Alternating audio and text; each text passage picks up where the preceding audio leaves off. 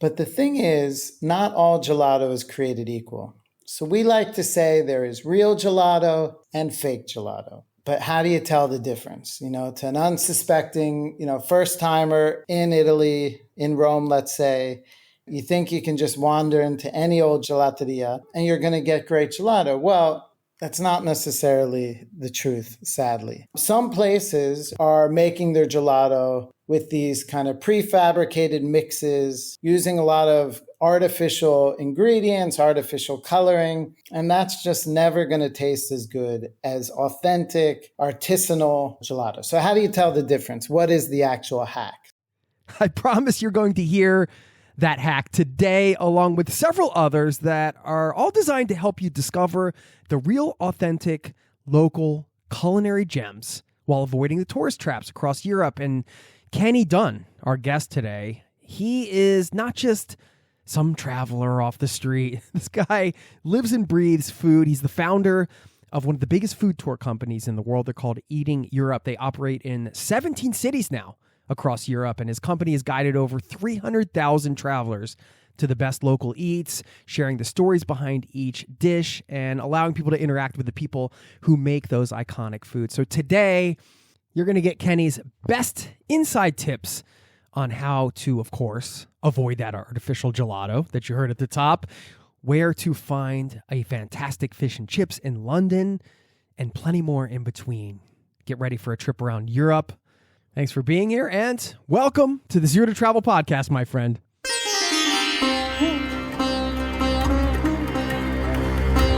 You're listening to the Zero to Travel podcast, where we explore exciting travel-based work, lifestyle, and business opportunities, helping you to achieve your wildest travel dreams. And now your host, world wanderer and travel junkie, Jason Moore. Hey, it's Jason here with ZeroToTravel.com. Welcome to the show. Thanks for hanging out, letting me bring a little travel into your ears today. This is the show to help you travel the world on your terms, to fill your life with as much travel as you desire, no matter what your situation or experience. And you're a traveler, you know food is always one of the highlights of travel, isn't it? It's funny because I remember some of those sort of crazy, less enjoyable food experiences almost as much as I remember the epic meals. One always comes to mind when we were in Cambodia, and it was like one of those situations where my wife and I were really hungry, and we were both starting to get hangry, I guess I would say. Not angry and hangry, hungry.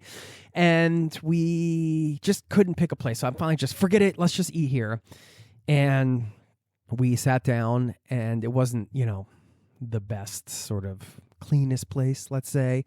Kind of fed up with trying to decide, and we're sitting there, and I think our appetizer comes or something, and about 30 seconds later, a couple bugs just like fall into our food. It was a funny moment. Anyway, that was one of those fun silent meals with just the clinking of the forks and knives, and like, all right, well, this will pass. We'll eat. We'll make up later. We did. We're still together. Anyway, if you've been ever traveling with a spouse or partner or something like that, perhaps you've been there. You can relate. Just a funny story to kick this off. A little bit of a sidebar. Speaking of sidebars, Kenny and I get into some of those, of course, as we have this discussion. We talk a little bit about, both being abroad and what that's like. And, we even kind of brainstormed a new podcast idea. We're like, hey, if anybody wants us to make this podcast, let us know. So you'll hear that. And these incredible food hacks that are truly expert tips from a real expert, Kenny. Check out his company at eatingeurope.com. Without further ado, let's get into it. Don't forget, by the way, we have a newsletter, zerototravel.com/newsletter. It is free. You can sign up over there. Get all the new podcast episodes, of course, but you get a lot more content that you don't get on the show. And it's a great community there, just like it is here with the listening community. So sign up for that. Stick around on the back end. I'll leave you with a fun quote about food. Without further ado, here's my conversation with Kenny. Thanks for listening, and I'll see you on the other side, my friend. Cheers.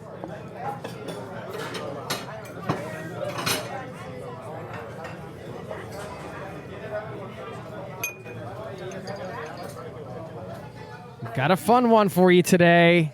So excited to welcome the man, the myth, the legend, Kenny Dunn from eatingeurope.com. The best food tours on the planet. Not just their tagline, but I can actually vouch for those tours. They're incredible. So a true foodie, true food expert, and a good friend. Kenny, welcome back to the Zero to Travel podcast, my friend. It's good to be back. Oh, man, is it ever? Before we get into these 8 incredible food hacks that you're bringing, which I know you worked really hard on, actually. Like, you've been, like, messaging back and forth. You're like, I'm having a hard time coming up with these hacks. So, I mean, people got some good stuff coming their way. They do. This has been months of me carefully coming up with this list, the top 8 I'm bringing to you and all your listeners. But, I mean, the spirit behind it is that, you know, you're going to help people like kind of avoid the tourist traps, eat local. Eating Europe is like in 14 cities going on to 17 now. So you know a little something about where to eat in Europe, I would say. You've learned a thing or two. Where to eat in Europe, and really kind of the story behind the company or kind of the aim is to take people to, you know, local places that they otherwise wouldn't find on their own, and to make sure that you're getting to experience when you travel what those iconic foods are and versions of those foods that are, you know, the real thing. You know, in any city, you've got a handful of foods when you go there, you're dying to try, but there's a million places that are offering those. So how do you actually make sure that you're getting to try, you know, the real thing?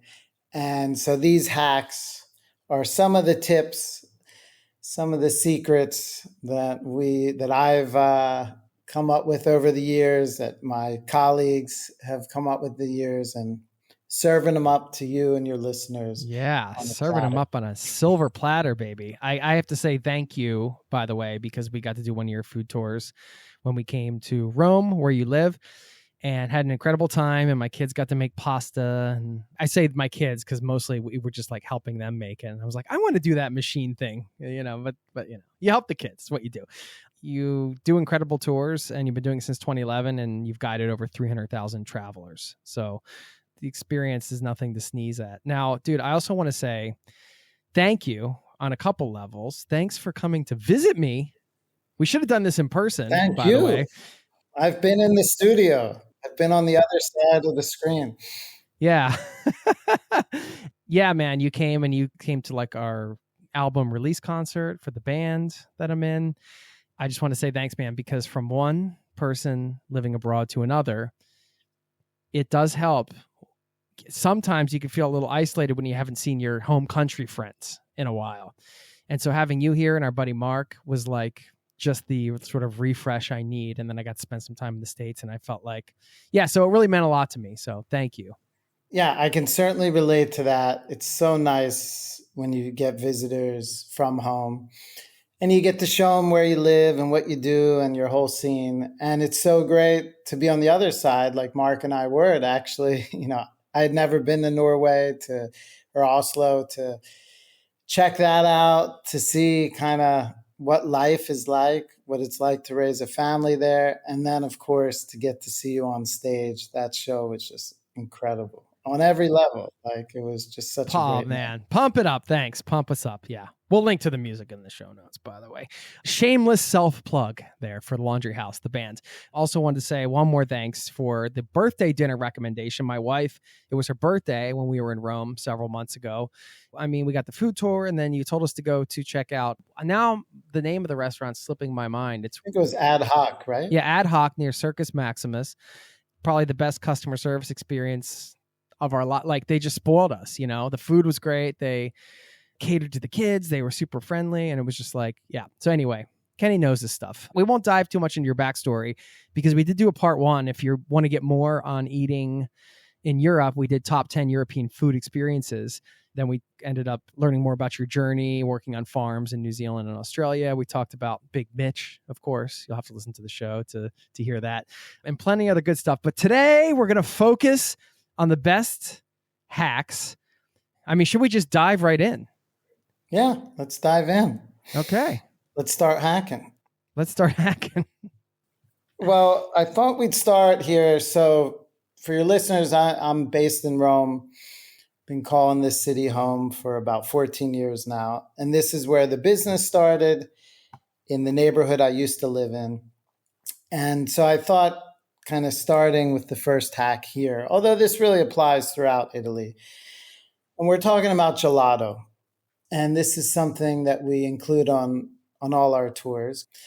And interestingly, before I jump into the hack, so around March Madness time, we did a fun little thing on Instagram where we did our own tourney, our own bracket with food. And we had different foods from all over Europe matching up, like the croissant versus the cornetto in Rome, or, and pizza versus steak tartare. I mean, all different things.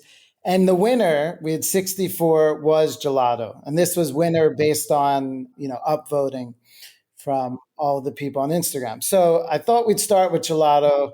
According to our bracket, that our followers, that's the number one food in Europe.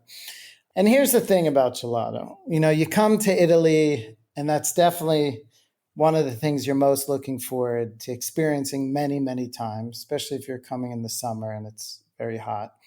But the thing is, not all gelato is created equal. So we like to say there is real gelato and fake gelato.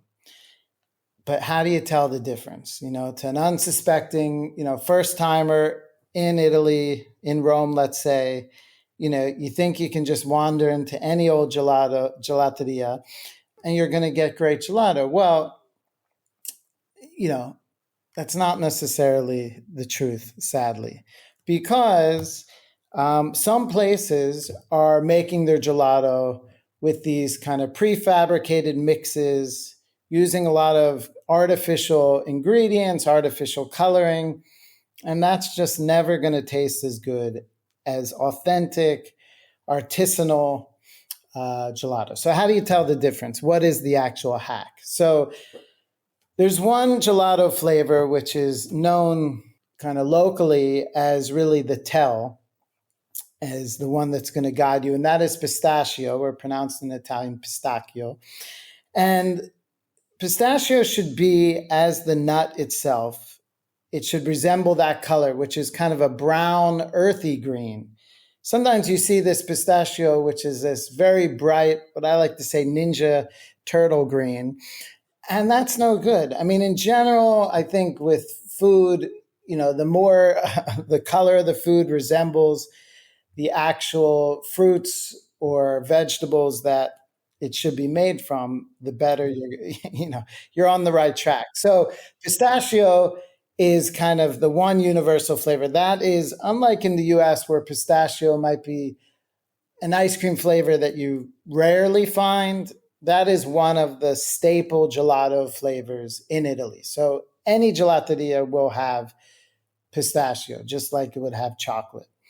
So you're always going to find it. And sometimes you're going to find this really bright green, and sometimes you're going to find this kind of earthy brownish green. So if it's earthy and brown, kind of brownish shaded, then you're likely in the right place. But not just that, let's not just count on that one indicator. You're going to also want to look at the shape. So some of these gelaterias, will have these giant mounds of gelato. And you would think, wow, look at this place, must be the place. Look how much gelato they have. They must be selling so much of this. Well, unfortunately, that's not really the case, because when they use these powdered mixes, the gelato itself has a lot of air in it. And that's kind of what gives it this, big fluffy shape and allows it to kind of be propped up like that throughout the day. So artisanal gelato is made in those stainless steel, it's not made in them, but served in those, presented in those stainless steel canisters, and they're made in small batches. So not only is that a good indicator, but it also tells you that they're making small batches, they're bringing it out fresh, rather than this giant mound that they make in the morning and they sell throughout the day. So when you see those huge stacks or mounds, number one, it's not going to taste as rich because it's got more air, and air generally doesn't add much flavor.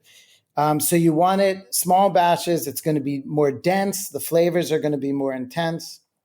And so those are the two things. The other flavor you can look at is as mint. Mint should actually be white. When you see mint being very, being green, that's definitely because they added food coloring. So that's the first hack. The difference between real gelato, fake gelato. A few of my favorite places in Rome. One of them is called Fata Morgana, 100% organic, all natural, and they are doing some crazy flavors.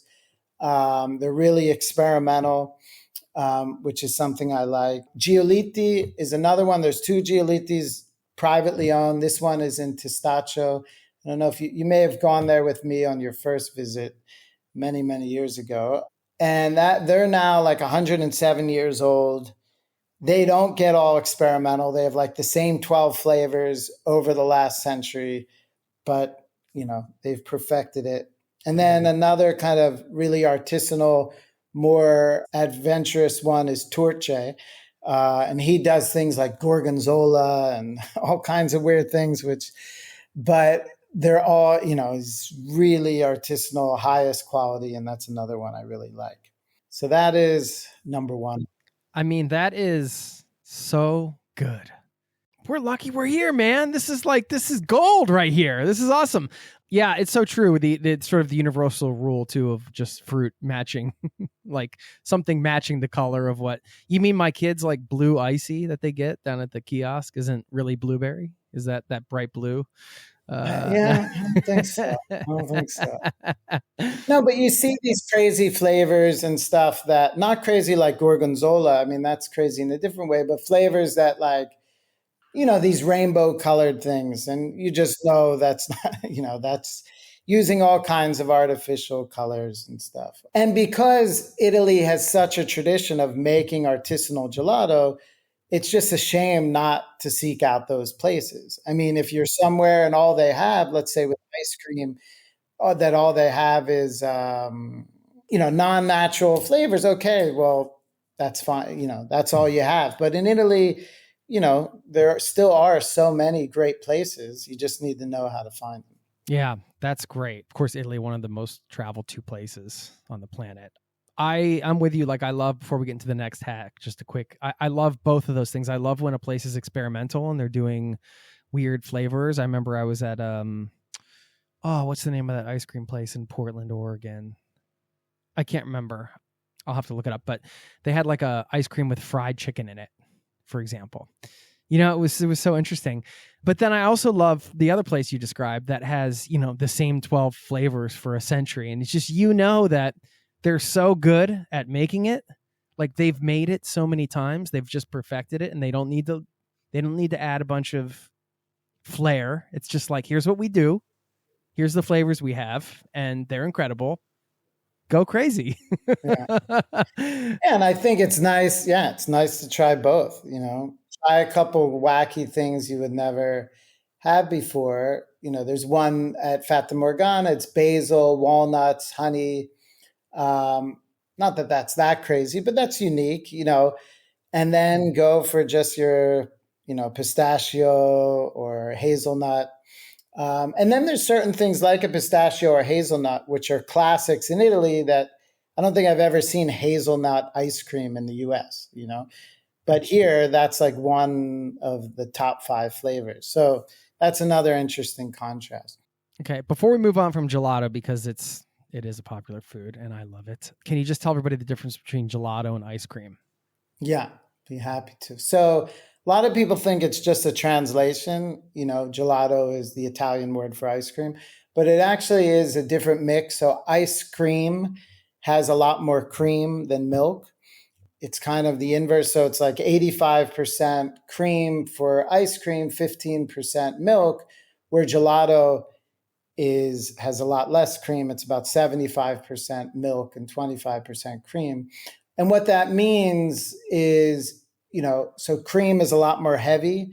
So a lot of people find, me included, that gelato's flavors are more intense.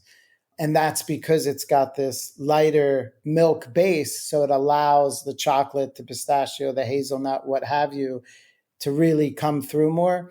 It's also less fattening because cream is fatter than, has more higher fat content than milk.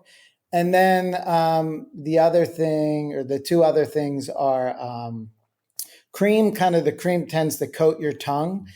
So that's another reason why some people believe, and I think it's true, that, you taste the gelato. It's more intense, more rich.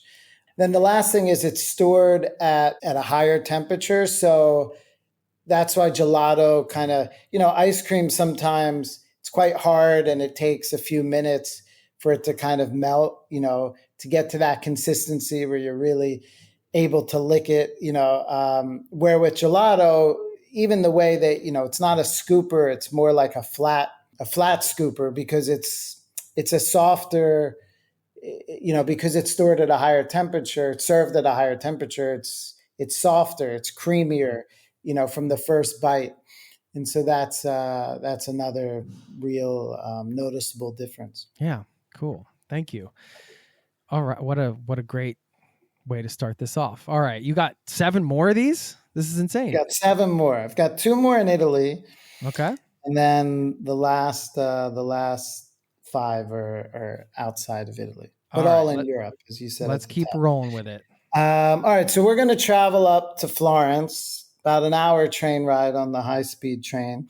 And so Florence is famous for many things. One of them is the steak, the bistecca fiorentina, which is that really fat T-bone steak. Have you had that? I got one, and it was disappointing. Oh. And so I think maybe I didn't, because I didn't listen to this podcast. It wasn't being made. No. Well, that's always unfortunate to hear when someone, goes somewhere and doesn't have a great food experience, especially when there's so many great ones to have in that place.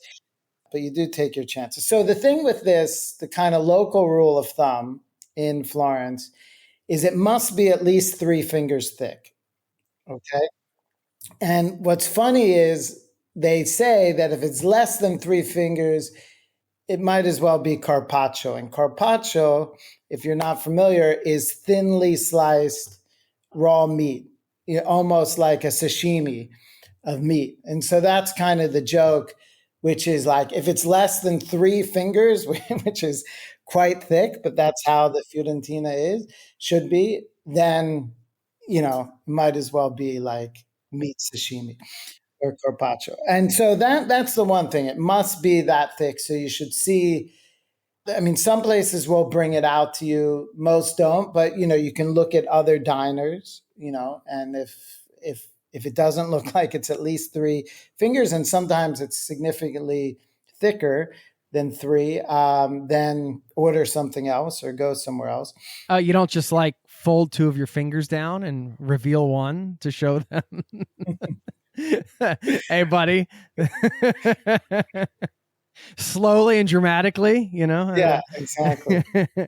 It should be cooked, as they say, al sangue, which is rare. And that's a big difference in general, not just for the bistecca fiorentina, is in Italy, like the idea of a well-done steak is just, it's like blasphemy. Like why would you destroy that meat? And not that I was ever a well-done guy. I was probably kind of a medium rare. And I've, over the years, come over to the Italian camp and very much agree that like, it's gotta be, at least medium rare, if not, rare, because otherwise, you're not getting that juice. You're overcooking it. Essentially, and it's obviously drying it out. So those, it's really the 3-finger test. Let's call that the hack. A couple places that do it really well. One is called Da Mario, from Mario, it would be the translation, or Brindolone. Those are two great places that I'd recommend in Florence for your classic T-bone Florentine steak. Amazing. Okay. Can we get the list of places? I'm putting together a resource page for people that listen to the show so they can go and find this stuff, like when they hear these mentioned on the shows. Sure. I could even add a few more.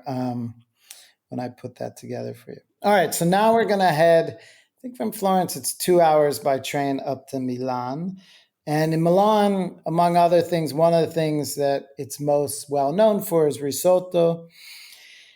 And you see risotto all over the city. Risotto alla Milanese is with saffron. It's a yellow, because that saffron gives it this really yellow color. That's kind of one of the signature risottos you'll find up there, probably the most kind of typical. And so where do you go when every place is serving this dish to make sure you're getting a really good one? Well, they have places that only sell risotto, and those are called risotterie. And like these are places that, yeah, you go in there and they have a bunch of different kinds of risotto on the menu, and that's all they do. That's what they specialize in. And so that's one way to know that you're getting the real thing. Or you go to one of these kind of old school traditional restaurants that has some of the other classics, and you look at the menu, and if they have risotto and they also have ossobuco, which is another very typical Milanese dish, or cotoletta, which is another classic dish.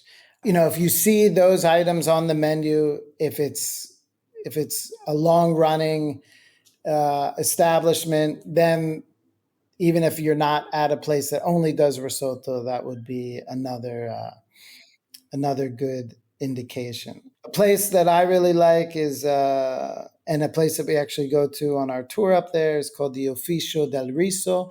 So that's like the office of rice would be the translation. And they're another place that's their strength. That's what they do. And they say, we're just going to focus on this. That's your risotto tip. So go to a place that only focuses on that only does that, or one of your more kind of old school institutions that specializes in the classics, and you'll see that on the menu. Love it. I love that name, Office of Rice. During my childhood, if I had a restaurant name for my kitchen, it would have been Office of Boxed Macaroni and Cheese. That would have been the specialty coming out of. That's about all I could make. Yeah, I've stepped up my game a little bit since then, thankfully. I can attest to that. Yeah, well. Does a great breakfast, Jason. For those of you listeners who were wondering. It's all that short order cook experience. Yeah. I was impressed when you told me about that. Yeah, so that's Italy. I mean, the gelato tip is anywhere in Italy.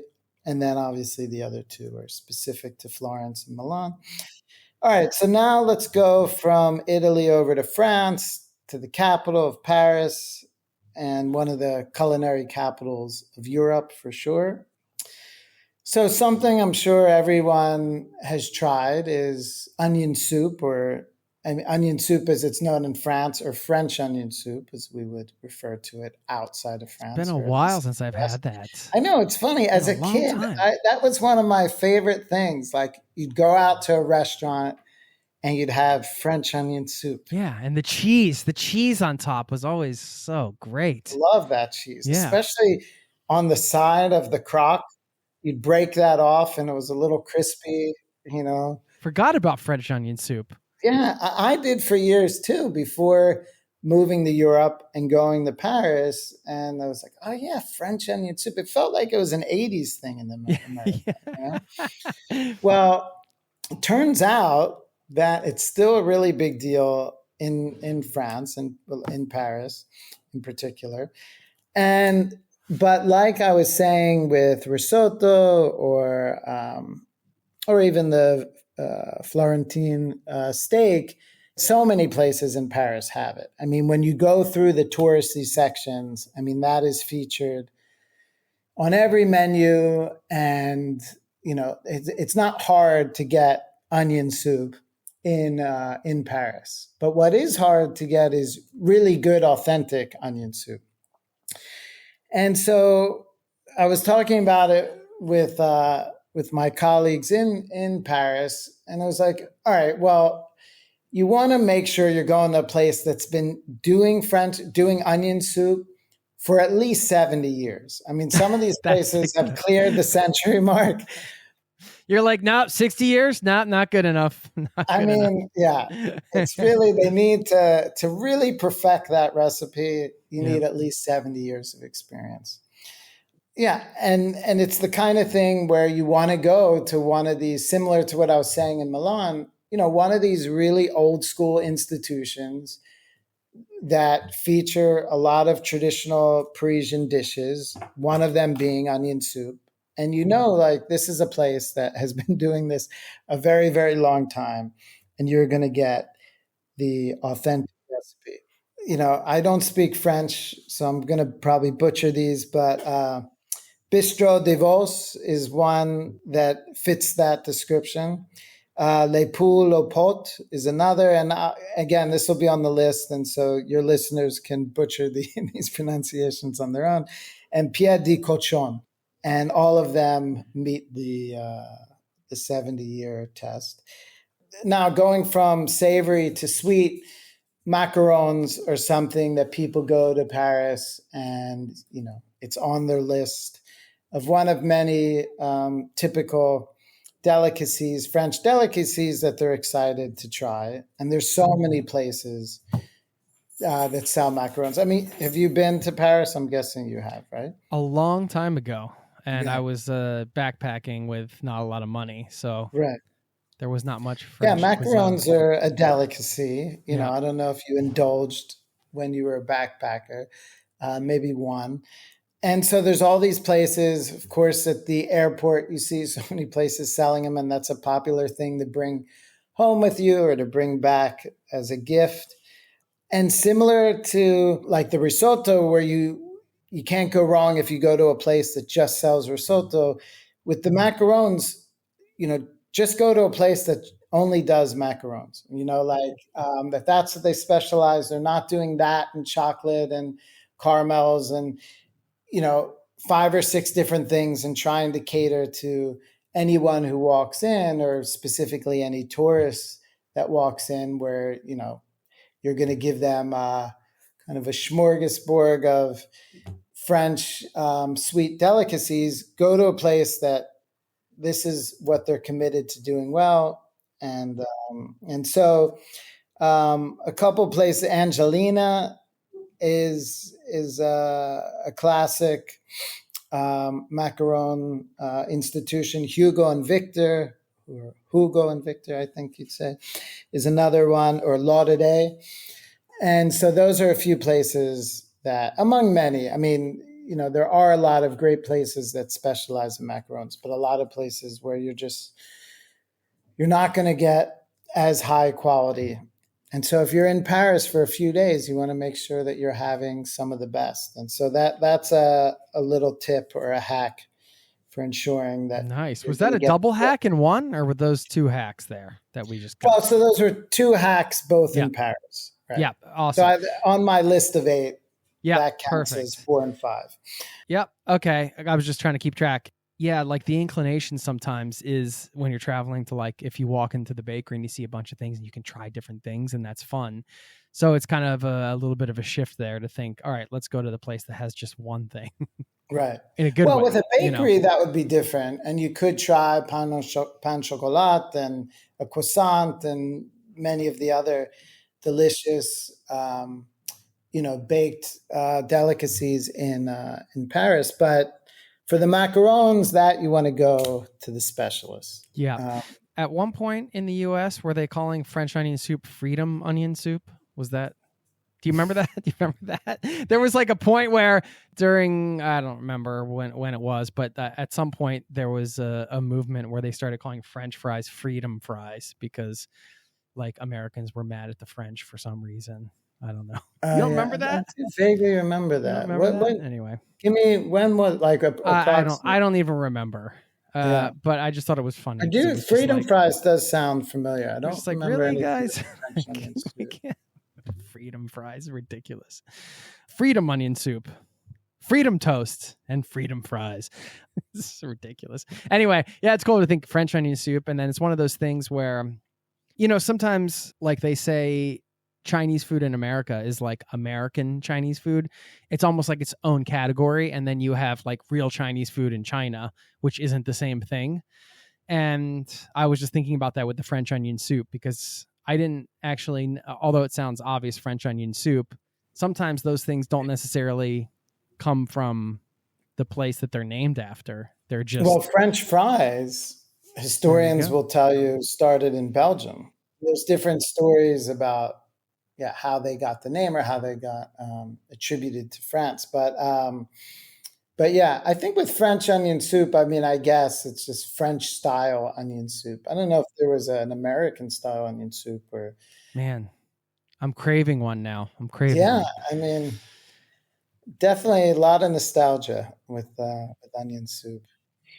All right, so now we'll hop on the Eurail. You can take a high-speed train to Amsterdam from Paris. I like how you're taking us on transportation to get there. Yeah, That's nice. I thought I'd add that. If you want to do this, you could do this this as an itinerary, from Rome up to Florence to Milan over to... I've actually done the overnight train. I think it still exists, from Milan to Paris.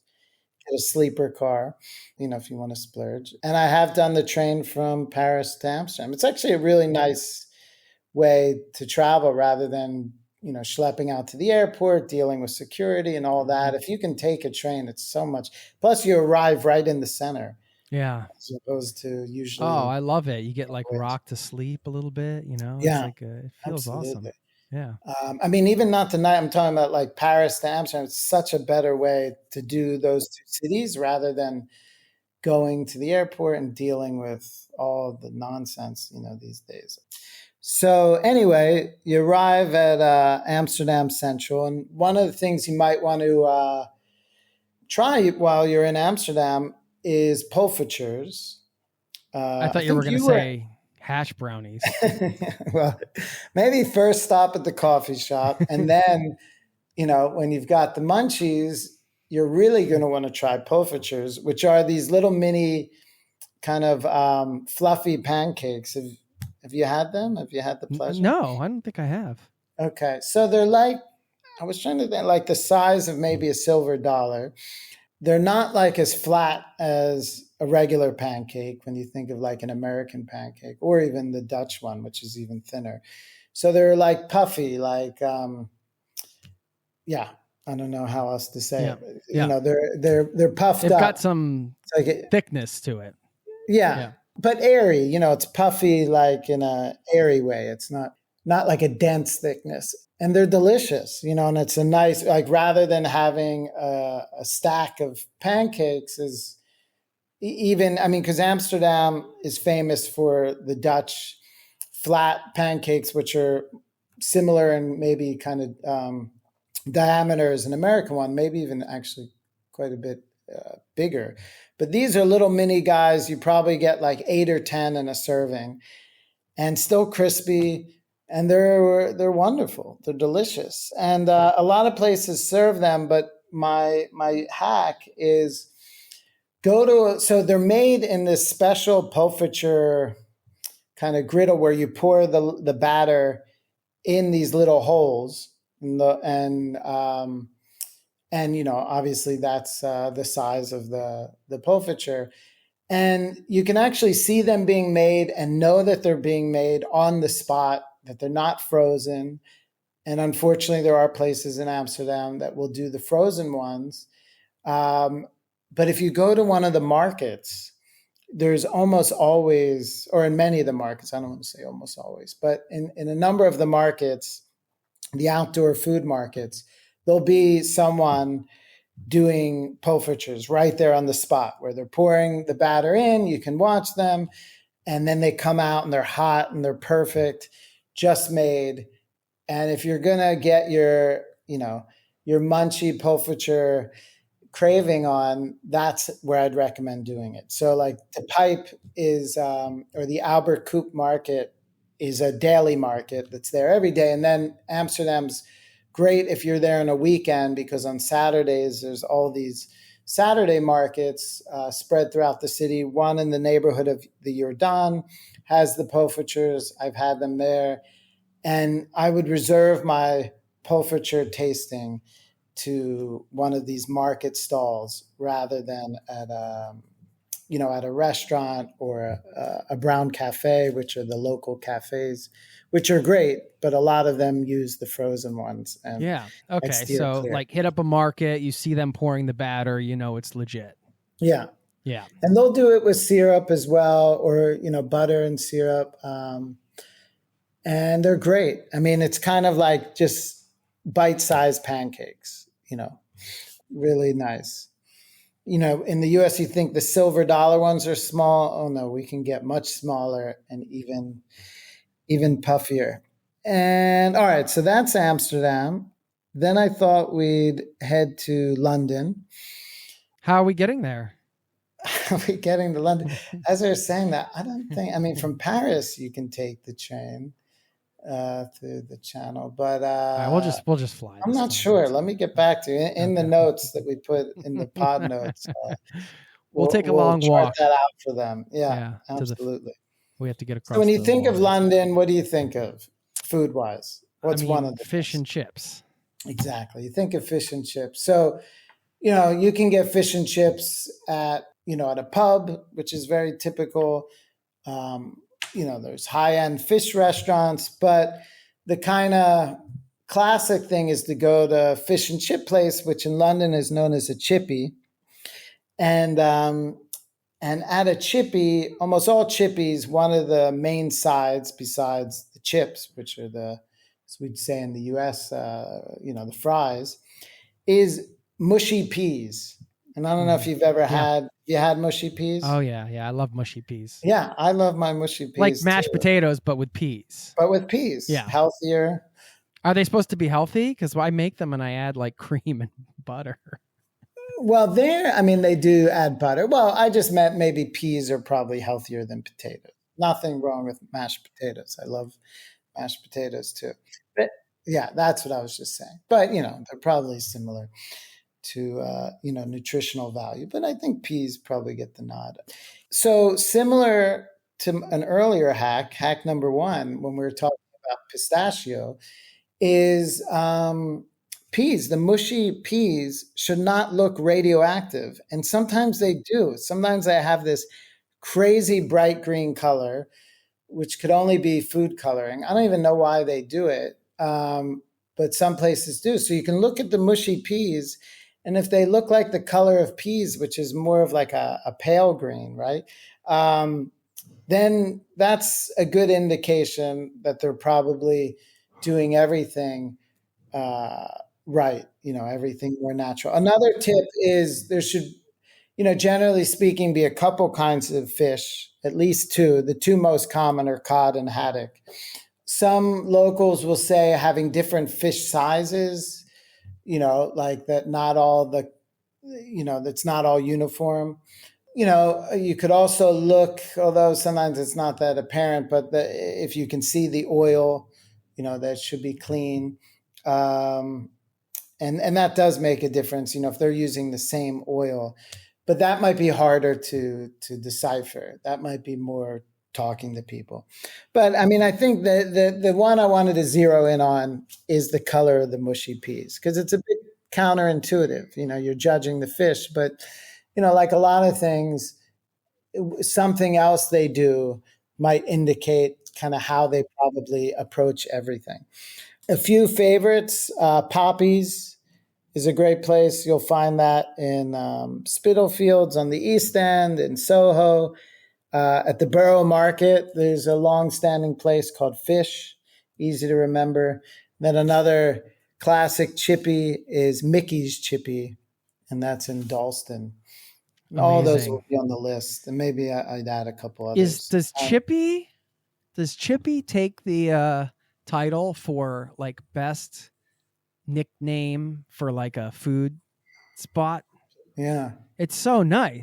Chippy. That is great. I remember the first time I heard it. Yeah, your local Chippy. Yeah. You can say like your local diner, your street food, your food. I can't think of anything better than a Chippy right now. Either can I.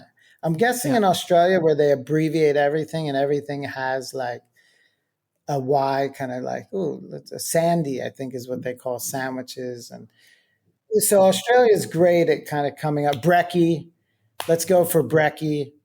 I like brekkie as but chippy is right there. Yeah. And especially, I can't really even think in the States what the equivalent would be. Being two Philly guys, you don't say like I don't know. There's no nickname for like No, the like the taco the stand. You don't call cheesesteak it a place. taki. Yeah. Yeah. Or like a cheesy or something. By the way, I'm glad you brought up the cheesesteak because I am going to ask for your best cheesesteak recommendation in Philadelphia, being Okay. Philly Yeah. guys. But we'll save that for after the hack list. Because I got a couple questions on the back end. I'm not going to let you get right out of here. No problem. Yeah. Sad for you. No, I'm kidding. This is gold, man. I'm loving it. Lay it on So us, the man. last one is Athens. And Oh, so I remember going to Athens for the first time with a great friend of yours, a big friend of the pod, Dan Cohen. Give him a shout out. yeah. I don't know if he's ever listened to this podcast, but yeah. Let's assume he does. He's a big fan of yours. Hi, Dan. He's walking his dog right now. Yeah, one of his monstrous dogs. So we were backpacking through Europe a long time ago, at the age of 21. And we got to Greece and we just went nuts with gyros, or as they're actually pronounced, gyros, which I think is more well known. Back then, we didn't realize that. And we judged the gyro place on speed. We were so blown away by how these guys could give you a gyro from ordering it to being in your hand and taking the first bite in like 37 seconds. I mean, they were so efficient and so skilled. And like, we'd be, oh my God, I think that was the fastest one. And that's what I think, that was how we were judging it. And now I've come to learn, being much older and wiser and more savvy, that what you should actually be looking at. So all of these, you have the big rotating spit of the Slovakia meat, right? And so what you want to look for is the ones that are industrial are massive to start with, are much bigger, and they're also uniform, and meaning that they're super smooth and the entire shape is uniform. Whereas the ones where they're making it there on the spot, they're not coming frozen, they're not industrial, actually, have the different layers of the meat, and you can they're all bumpy, and you can see the different pieces of the meat sticking out. They're much smaller because, if you're making this thing in-house from scratch and literally layering piece after piece, it's not going to come to these huge sizes like you will if they're industrial. So that's the real key. I mean, look for it. If it looks like this is kind of homemade, if it looks much smaller, that's going to taste much better than one of these giant spits where it's got a very smooth surface. And it's kind of similar to the gelato tip, So I think we're kind of tricked. Maybe you see this massive spit and you think, wow, look how impressive that is. But that should actually be an indicator to go somewhere else, And then speed, I don't know if speed comes into play. But I have to reminisce with Dan. We haven't talked about we must have had like 20. I mean, that's all we ate for like a week because they were cheap, delicious. And we were finally having the real thing because, in the States, you do find gyros or gyros at a lot of places. But to go to Greece, it's like, wow, I'm finally having the real deal. I mean, they have them here in Norway, kebabs, I guess, is the same thing. Kebabs, sort of? I feel like it's a different kind of pita. I think the meat is cut very thin. It's not as thick. Yeah, okay. It's really a different thing. I mean, but it's still got the thing on the and plus, spit. those are Turkish. Those kebabs come from the Turkish tradition. Well, that's true. But you have the turning meat thing that you slice. No, you do, off. for sure. Yeah. I mean, you have shawarma, which is Middle Eastern. You have a lot of those in Amsterdam as well. So those are my 8. I mean, epic, dude. Well, a few things. First of all, one time I have to tell you, I've been to those kebab stands, and I think it was maybe in Turkey. I just thought it looked so fun to like take the knife and cut the meat off, Yeah, because that just looks fun. It does And look fun. Yeah. I talked a vendor into letting me do it. Oh, wow. Yeah. In Istanbul? Where were you? I think so. I can't remember where it happened, but I remember talking him into it. I think it was Istanbul. And then he like let me come around and I got to do it. And it was one of fun. those electric knives, or it was just you saw it? That's a good question. I don't remember. I just remember getting the pleasurable experience. And how tender was it? Did it slice right through, or you had It was pretty tender, but now that you mentioned like sort of the homemade look, I'm wondering if I've ever had a real one, because even the kebab shops here in Norway, I feel like when I think about them, they're all sort of uniform, like you're describing, and it's definitely like the drunk person's food here in Norway. Right. So just same thing in London, and a lot of, in the States, pizza I think is the universal late night drunk food, right? Yeah, for sure. Yes. Acme Pizza at Penn State. I mean, you should have seen the mega slices. I used to lead chants while waiting in line at 2 in the morning. We are Penn State. I mean, in Europe, it's all about the kebab, and pizza, you just don't even see that much. Like, it's hard to get a slice late night. That took some time for me to adjust. Even in Italy, here's a funny thing, real quick. Sorry to interrupt. In Rome, the late night thing, and this is going to shock your listeners, I think, is actually, so in Rome, we have cornetti, which is like the Italian kind of equivalent or version of the croissant, filled with chocolate and custard cream or fruit jam. And that is the thing you do late night. You go to cornetteria and you eat croissant, like eat cornetti, which are like croissants. And it's like, who wants something sweet? Right. You're going to go to bed. You want something greasy.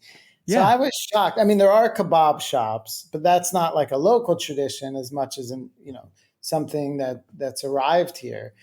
And you can't find the slice of pizza late night, which is shocking. That's crazy. That seems ridiculous because it's all you want is pizza. Exactly. That's all you want some pizza.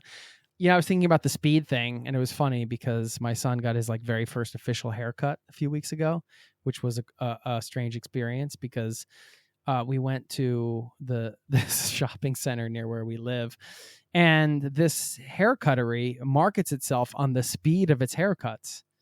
It's like, you'll be in and out in like 10 minutes. It's kind of like the same with now I'm forgetting the name, not the kebab, but the gyro. It's just like, why do you want this to be fast? Especially for your kid. Your kid's first haircut, it's like, take your time. I'm like, take your time. Like, make him feel comfortable. So it all backfired. First of all, it was like that. And then there was the thing that the guy negotiated with me. So if I paid him under the table, we would pay, so then I was negotiating with this hairdresser. We made a deal, and it was just the weirdest haircut you should have bargained for time, not for money. I'll pay full price, but can you give me an extra 10 minutes so you don't slice my son's ear and traumatize him for the rest of his life? Yeah. And so now I'm like, hey, buddy, you want to go get your haircut again? Because he needs it. He's like, no. I'm like, oh, no. It's not like he had an important meeting to run off to. No, I mean, I didn't even know that the haircuttery was marketing. I didn't know they were marketing haircutting places on speed. It doesn't feel like it's something you're that concerned about. You just want a good cut. And if you're a kid or a parent for your kid, you want to make sure that, they're not harmed. Because actually when I was a kid, I remember once they accidentally snipped my ear a little. It was nothing awful, but it was awful as a kid. And that really traumatized me in terms of ever wanting to get a haircut for a number of years. So slow and careful, that's what we're looking for. Is that why you cut your hair for so long? Because that's of the childhood? Why. That's why I had Are you kidding? No. I mean, this was when I was 6 or something. Yeah. Okay. All right. Well, in my travel days, I love it. All right, dude. Best cheesesteak in Philadelphia, in your opinion? So just before I answer that question, I was just back, went to Philly, and a bunch of people in recent years have said you have to go to Angelo's. I think it's in South Philly. I don't remember the street. like Christopher or something.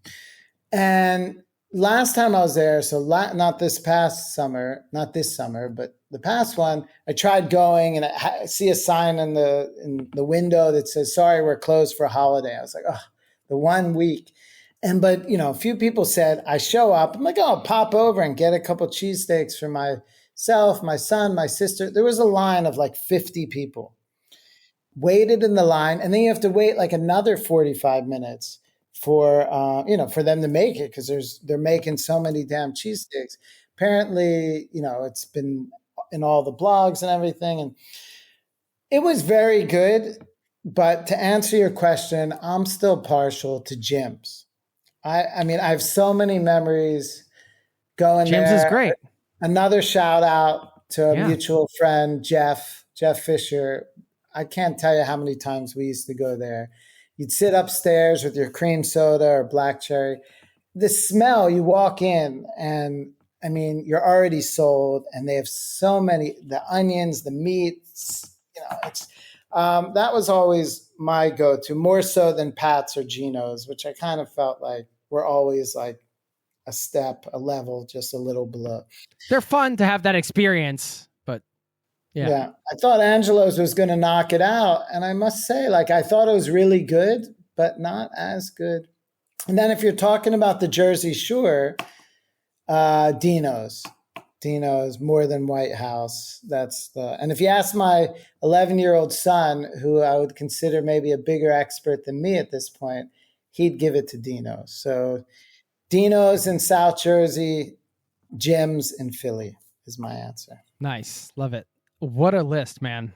Thank you for gracing us with your presence and knowledge, Kenny. My pleasure. No, that was seriously awesome. And this is just a taste of what you'll get on an Eating Europe food tour. Pun fully intended. I know it's super cheesy, but anyway, I had to do it. All puns are cheesy, but that's by design. Right. Know? Yeah, exactly. It's built into the puns pun. get a bad name. Like that's part of the point. They're cheesy. Seriously, if you're going to go through one of the cities where Eating Europe is operating, I would definitely highly recommend their food tours. Food tours are, I think, my favorite thing. As an independent traveler, I don't know how you feel about it, but it's nice to, I mean, maybe you're biased because you operate, tours, but I always find that it's nice to kind of mix in some tours every now and again. So you kind of get with a group of travelers and, you get to kind of meet each other. And I think food tour is the best way to do that because it's just fun. I don't know. Like I've done other types of tours too. Like I've done ghost tours. They're fun. I've done different things like that, but sometimes it's just nice to explore on your own, but sometimes it's nice to do like a group thing. I don't know. Well, I think the biggest difference with food tours and, of course, this is what we do, but, it's not just something that I've said. We get this from a lot of not just solo travelers, but also couples and small groups.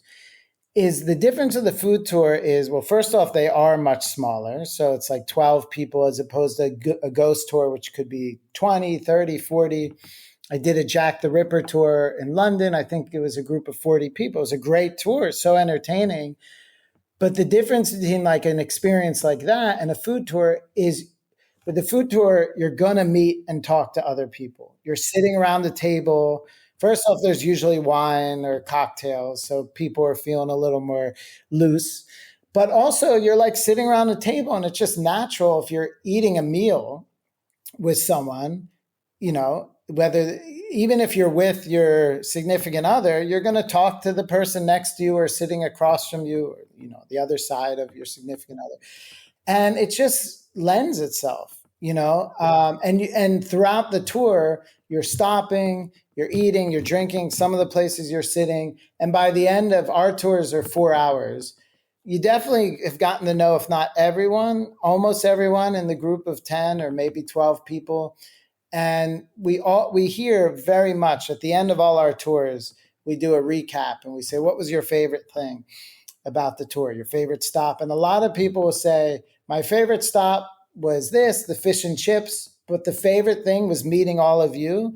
And it might sound cheesy, but they don't have to say it. They're saying it because they genuinely, it's nice to meet new people and, have some laughs. And so for sure, for single people, for solo travelers, But also, if you're traveling for 10 days with someone, it's nice, and you don't have any friends that live in those places. So it's just the two of you.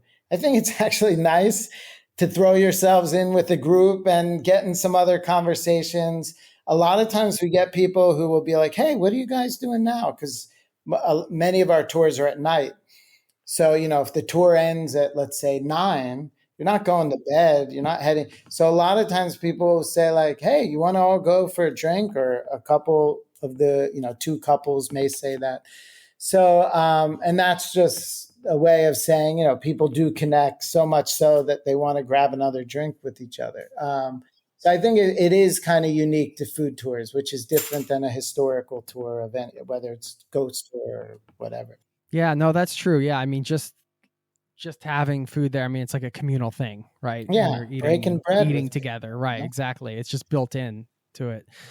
I will let you go, but I have a one more oddball question, totally Fire away. completely away from anything we've Nothing to been do with talking about. food hacks, Top 3 cheesesteak. comedy films of all time. Oh man, I love it. I'm a huge movie guy. All right. I should have like this list just ready to go, but I don't, which actually makes it somewhat better. All right. I mean, I think there's got to be something from all the classics in the 80s. Um, What will he say? Drum roll, please. Pressure's on. These recommendations, Siskel and Ebert are listening. Yeah. I'm going to go from the 80s. I actually just rewatched it last month for like the 100th time. I'm going to go Vacation, the original Vacation. I was thinking the same thing. It's just so good. It's got so many moments. I mean, I was tempted to say Trading Places, which is also, as a Philly guy, near and dear, but I've just rewatched that one too, because I have an 11-year-old and I'm taking him through one of the most in-depth comedy educations of all time. So I've seen all of my favorites again with him. Because I want him to have that education. So we rewatched Trading Places twice, actually. And I love it, but I'm not going to put it in my top 3. And I may have once said that. So Vacation. Just wait a minute. Just on Vacation, I'll give you a moment to listen. But I've said this before. Sometimes I make jokes that only I get because I'm just in a different culture. And, for whatever reason, I still appreciate my own jokes and I'll have a little chuckle on the inside. And that's one of them from Vacation where I'll be like, we'll be like on the family, we'll be like driving and we'll pull off to get something to eat. And I'll just be like parking the car and say, I'm so hungry. I could eat a sandwich from a gas station. Yeah. I've made many of them. I mean, one of my favorite quoted lines from that is, "Real tomato ketchup, Eddie?" Nothing but the best. I love, "You're the gourmet around here, Eddie." Hamburger Helper. I don't know why they call it Hamburger Helper. It does just fine all by itself. So Vacation for sure. Seen that at least 100 times. I think in more recently, just pound for pound, laugh for laugh, Anchorman. That's on the list with my son. He hasn't had the pleasure yet. Anchorman is so good, right? I mean, and I'd be tempted to go with another old school classic. And I feel probably there's something about me that this doesn't feel right to say it, but I recently rewatched The Hangover, the first one. I actually haven't even seen the others.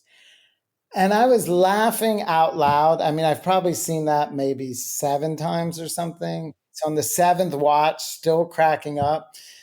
So I think I'd go Vacation, old school, and then more recent, Anchorman and The Hangover. But if we want to expand to 5, I think maybe Caddyshack would be in there, another 80s classic.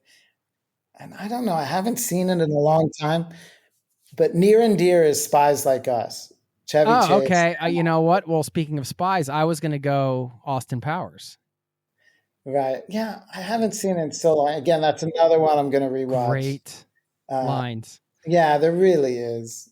That's also So good. Anyway, this is a whole other podcast, by the way. Yeah, Should we spin off? bring me back for 80s comedies or all comedies. You know, if anybody listening wants Kenny and I to co-host a spin-off where we discuss comedy films, a different comedy film every week, I think we would both have fun doing our Let us homework. know. We just need a tiny push, and we're doing it. We're ready to spin it off right now. I think we might have to get together in person in Rome, and then Milan, Florence, Paris, where else? Amsterdam, London, Athens. What a on the tour through these cities. How much fun, dude. How much fun would it be to just do this exact thing you laid out? And I mean, I guess we might have to reroute Athens, put that somewhere else on the list to make it, logistically a little I more. still have to work on the travel routing. logistics. Yeah. The routing. But how much fun would it be to just go on this trip and just do these exact things? And then it's a great itinerary. Oh man. Yeah. I mean, if anybody out there takes this and they just run with it, like, you know what? I needed a random itinerary around Europe. I was going to go to some cities. Let us know. And imagine if on the way, all you did was talk about comedies, favorite lines, like just movie quotes, on these train rides from one place to another. Yeah. I mean, that sounds like that could be a documentary right there. Let's do it. Anybody in the TV industry, just get in touch. eatingeurope.com. We should mention. Anywhere else, like people can get in touch with you, that's just the place to go. You guys have a newsletter Instagram, and stuff, right? Yeah. Okay. We've got great content on Instagram, with just not promoting us, just fun stuff. A lot of these hacks and other things like that. You'll find us on Instagram. Of course, Facebook. I'd say visit us on the website or follow us on Instagram or TikTok. We're now growing on TikTok too. Cool. Thanks, man. Thank you, Jay. Always a pleasure. Oh man, let's do it in person. And again, if anybody wants to give us a push, go ahead. And I'm going to plug Laundry House's latest album, which is it's right there. It's right over rotation. there. Yeah, it's right over there. Actually, give it a listen. I think you're gonna like it. Thanks, buddy. The first guest to come on and plug me at the end. That's very kind of you. We'll chat soon. Sounds good. All right. Cheers.